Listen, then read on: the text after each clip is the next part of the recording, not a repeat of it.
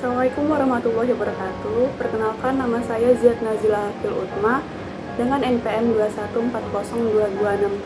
214022671 dari Fakultas Ekonomi, Prodi Akuntansi semester 5, Universitas Balikpapan, dari kelas A2 Akuntansi. Video ini dibuat untuk memenuhi syarat menyelesaikan ujian akhir semester 5 saya dari mata kuliah akuntan dan pasar modal dengan dosen pengampu Dr. Haji Hairul Anam, SE, MM. Di sini saya akan mempresentasikan materi mengenai pasar modal.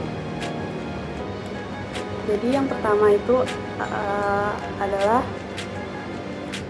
pengertian dari pasar modal. Berdasarkan UU nomor 8 tahun 1995 tentang pasar modal sebagaimana diubah dengan Undang-Undang nomor 4 tahun 2023 tentang penguatan dan pengembangan sektor keuangan, dalam pasal 1 angka 12 dijelaskan bahwa pasar modal adalah bagian dari sistem keuangan yang berkaitan dengan kegiatan penawaran umum dan transaksi efek, pengelolaan investasi, emiten dan perusahaan publik yang berkaitan dengan efek yang diterbitkannya. Modal merupakan tempat bertemunya investor sebagai pemilik dana dengan perusahaan atau institusi atau emiten yang memerlukan dana atau modal. Pasar modal sendiri memfasilitasi berbagai sarana dan prasarana kegiatan jual beli berbagai instrumen keuangan jangka panjang seperti saham, obligasi, sekuk, reksadana, dan instrumen lainnya. Selanjutnya ada dari fungsi pasar modal. Pasar modal memiliki peran penting bagi perekonomian di Indonesia karena pasar modal menjalankan dua fungsi, yaitu yang pertama sebagai sarana pendanaan usaha atau sebagai sarana bagi perusahaan untuk mendapatkan dana dari pemodal atau investor. Yang kedua, pasar modal dapat menjadi sarana bagi masyarakat untuk berinvestasi pada instrumen keuangan. Masyarakat dapat menempatkan dana yang dimilikinya sesuai dengan karakteristik keuntungan dan resiko masing-masing instrumen. Selanjutnya ada manfaat dari pasar modal. Pasar modal sendiri ada beberapa manfaatnya di negara Indonesia.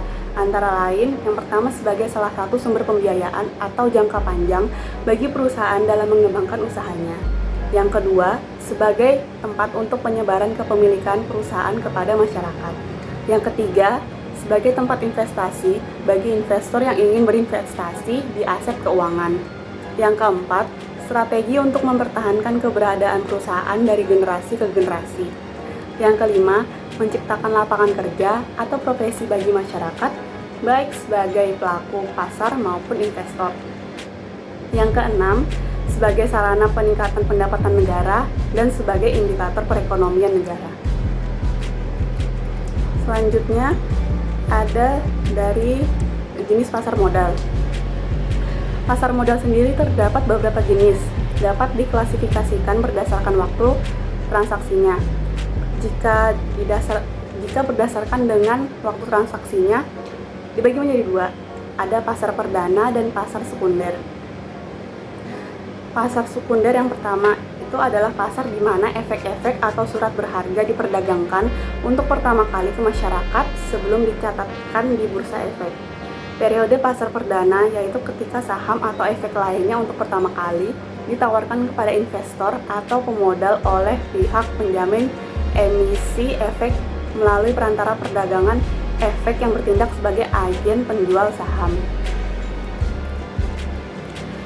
Pada pasar perdana, harga saham tetap karena perusahaan sudah menentukan harga dan jumlah saham yang ditawarkan sebelum menawarkannya di pasar perdana. Oleh karena jumlah saham yang ditawarkan perusahaan terbatas, belum tentu tiap investor mendapatkan sesuai dengan jumlah yang diinginkan. Selanjutnya ada dari pasar sekunder. Pasar sekunder adalah kelanjutan dari pasar perdana, pasar di mana efek yang dicatatkan di bursa efek diperjualbelikan. Pasar sekunder memberikan kesempatan kepada para investor untuk membeli atau menjual efek yang tercatat di bursa setelah terlaksananya penawaran umum pada pasar perdana.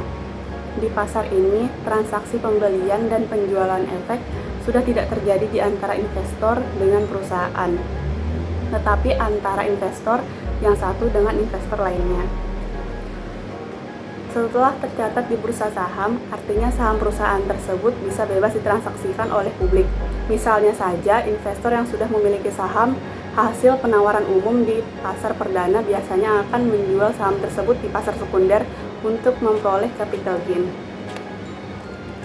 Selanjutnya, ada pengawas dan pelaku dalam pasar modal. Pihak-pihak atau pelaku yang terlibat secara langsung dalam struktur pasar modal yang ada di Indonesia antara lain yang pertama ada Self-Regulator Organization, yaitu suatu organisasi yang melaksanakan kewenangan penerapan aturan di industri pasar modal. SRO terdiri dari yang pertama ada Bursa Efek yang tugasnya menyelenggarakan perdagangan efek yang teratur, wajar, dan efisien.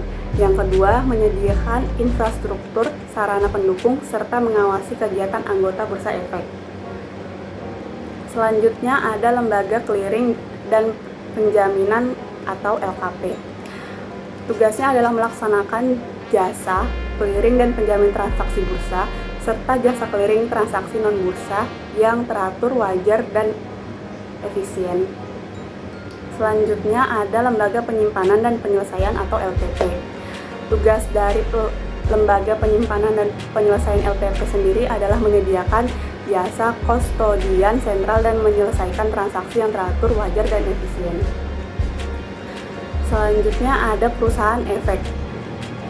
Perusahaan efek sendiri adalah pihak yang melakukan kegiatan usaha sebagai penjamin emisi efek dan atau perantara perdagangan efek atau manajer investasi.